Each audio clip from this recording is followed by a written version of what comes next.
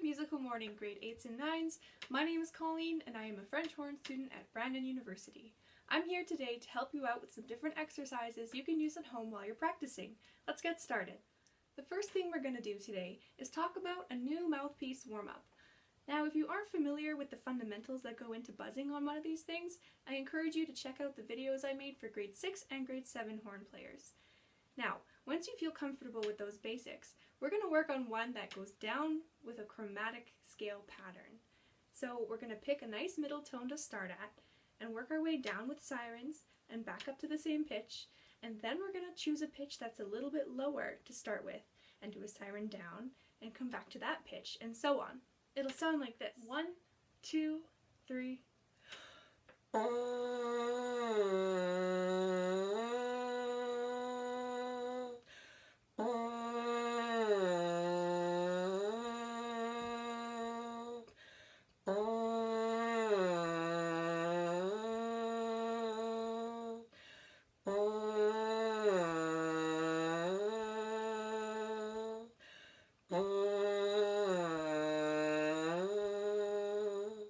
Continue this pattern until you go as low as you can.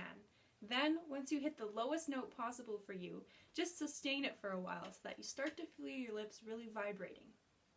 Now that we've worked our way all the way down, we can do the same thing, working upwards. Let's start at that same middle pitch we began with, and do the same thing but in reverse. Essentially, it'll sound like this. 1, 2, 3.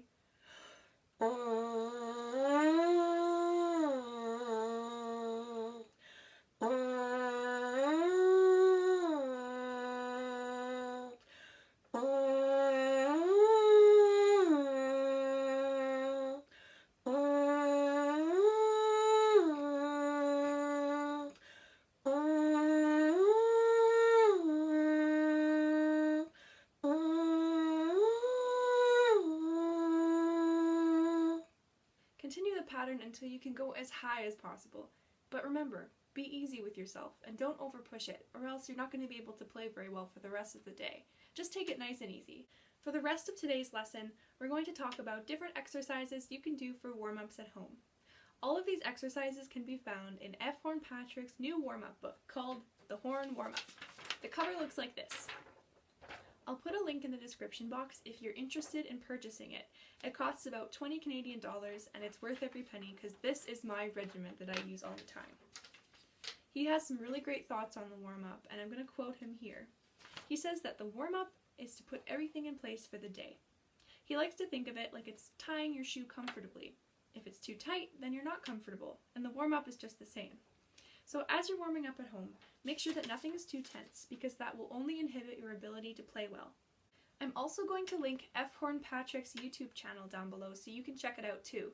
He has some awesome videos where he loops himself playing and creates these amazing renditions of pop songs and soundtracks from movies like Star Wars. It's really great, and he also has a video where he shows you how to bath a horn if you're not familiar with that. The first warm-up exercise we're going to play on our instruments is for long tones. Now it may sound boring because we're just going to hold every note of our B-flat concert scale for many, many counts, but it's a great exercise in how to achieve good quality tone. So what F. Horn Patrick has in his book is we're going to hold each of our notes from the B-flat concert scale for 16 counts. So for the first whole note, we'll tongue it. For the second whole note, we'll tongue it again. And then for the last two, we're going to tie them. So for the last chunk, it'll just be about 8 counts, all smoothly together. Then you rest for 1 bar, count for 4, and start again with the next note. Now make sure that you're using lots of air and breathing straight from your tummy, not from your chest. That's step 1 to getting great tone. Our second step that we're going to focus on is using a breath attack. So instead of going, we're going to go without anything happening with your tongue. You're just going to use your breath to make the note speak. Here we go. 1, 2, 3.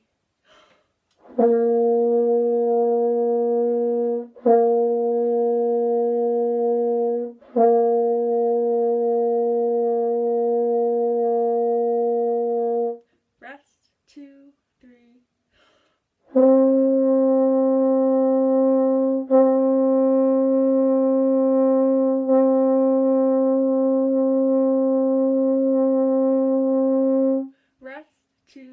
3.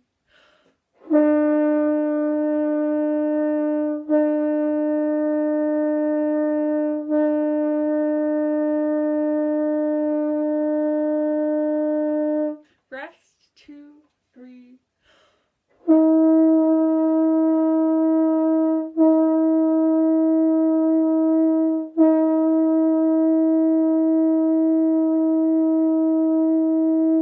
Rest, 2, 3.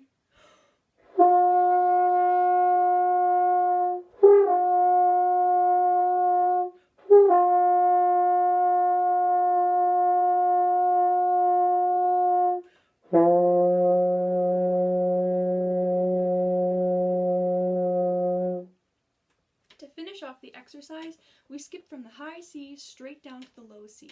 That's a great way to practice jumping an octave, and it'll be really great for your breath support too. Now, if you noticed, I cracked a few of my entrances.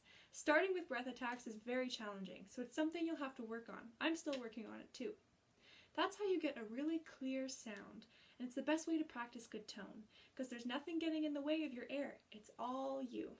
This is a great exercise because you can apply it to any scale you like. You can use it in your B-flat concert scale, E-flat concert, F concert.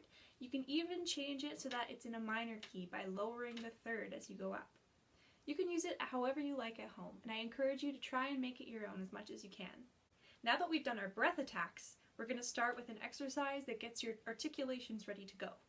This one is called Wake Up Tongue, and we're going to use it with our E-flat concert scale. So we're going to start on our low B-flat and work our way up the octave. On each note, we're going to play a rhythmic pattern that sounds like this.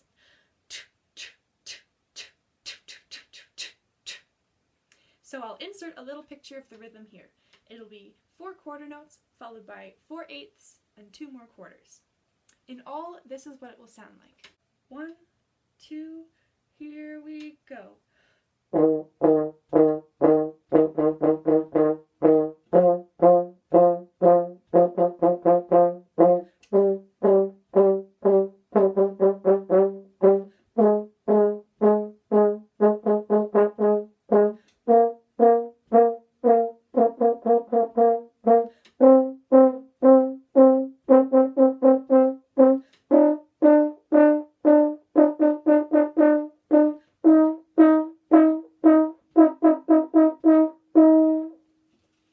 Just like the one we used before, you can apply this to any scale that you like. You can improve the power of your high range by starting at the top of this pattern. By starting at the top, you're training yourself to use your air support to start crisply and clearly at the top of that scale. Let's try it again, descending this time from the high B flat down to the low B flat. It'll sound like this. 1, 2, here we go.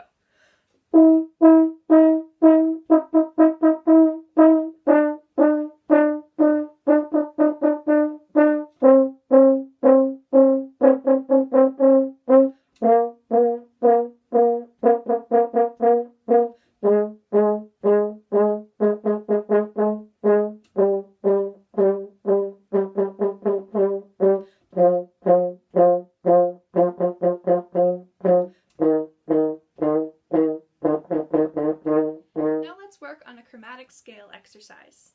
We're going to use the B-flat concert scale, so we're going to start on our F, and we're going to work through each of the notes that make up the whole entire scale chromatically. Once I have your fingerings on the screen, pause the video and write them down if you want. If you have a double horn, which means that your thumb resting place is a trigger, use these fingerings. If you have a single horn, which means the place where your thumb rests is solid and there is no trigger there, use these fingerings. Since I have a double horn, I'm going to be using these fingerings here, and I'll show you what your chromatic scale will sound like. Eventually, it will feel like second nature and you'll be able to play through these without even looking at any fingerings. But when I was your age, I definitely wrote them down and it helped a lot. Here's what it'll sound like. Let's play it on half notes. 1, 2, 3.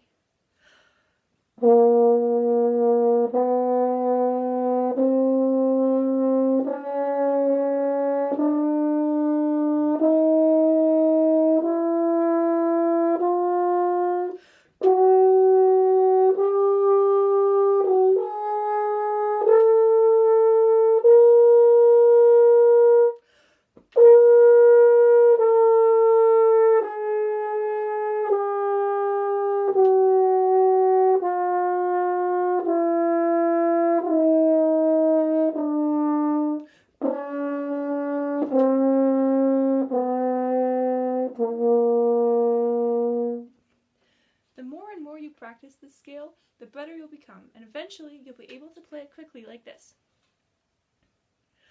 Now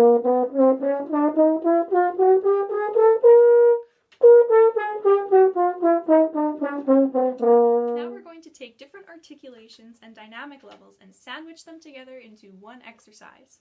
We're going to use our F concert scale, which means that we start on our low C and work all the way up to our high C. For this exercise, we're going to take the first level of dynamics, which is our pianissimo, which is the double P.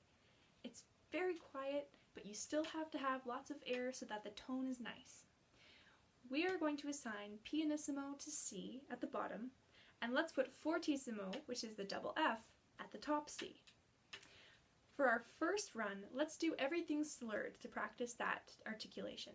So from our pianissimo C all the way up to our fortissimo C, practice making it a nice even gradient of dynamics.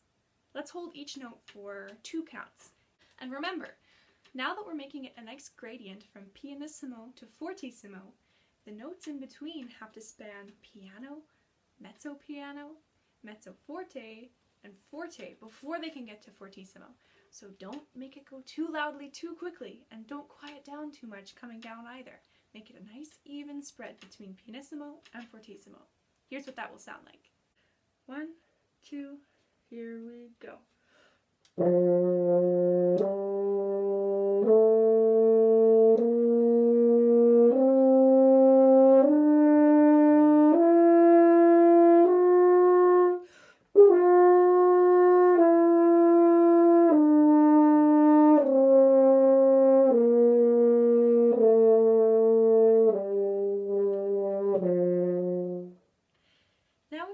By taking one breath at the bottom and one breath at the top before you come back down, that's great. It's something to work towards though, so if you can't do it right away, that's totally fine. Pick a place where you're going to breathe and mark it in with your pencil. That's good practice for when you have to decide a breathing space in a piece during band class. Now, just to keep things short so this video isn't a half-hour long, I'll show you how you can apply different articulations to this same exercise. We're going to start with using staccato notes on the way up, and then accented notes on the way down. We're going to play 4 quick beats for each note. So it's going to sound something like this. 1, 2, here we go.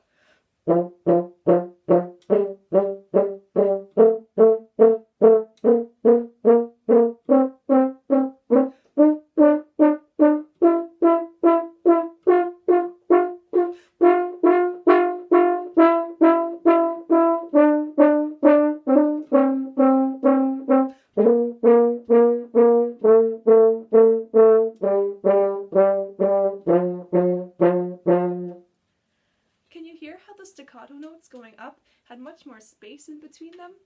That's because the attack is the same between staccato and accented notes, except the accented notes last a little bit longer. Our final exercise for today is going to be some rhythmic playbacks. I'm going to use the first few notes of your B-flat concert scale to play you some rhythms in 4/4 time and 6/8 time. Now keep in mind, there's going to be some 16th notes in here, so listen carefully, pause the video, and then try playing back. 1, 2, here we go.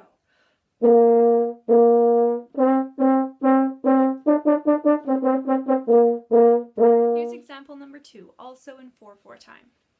1, 2, here we go.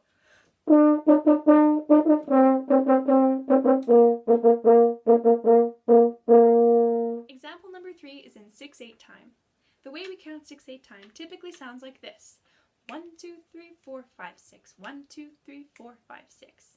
Now, in the context of thinking about 16th notes, this is how we would subdivide. 1 and 2 and 3 and 4 and 5 and 6 and 1 and 2 and 3 and 4 and 5 and 6 and. Keep your ears on that subdivision as I play. Here's how it sounds. 1, 2, 3, 4, 5.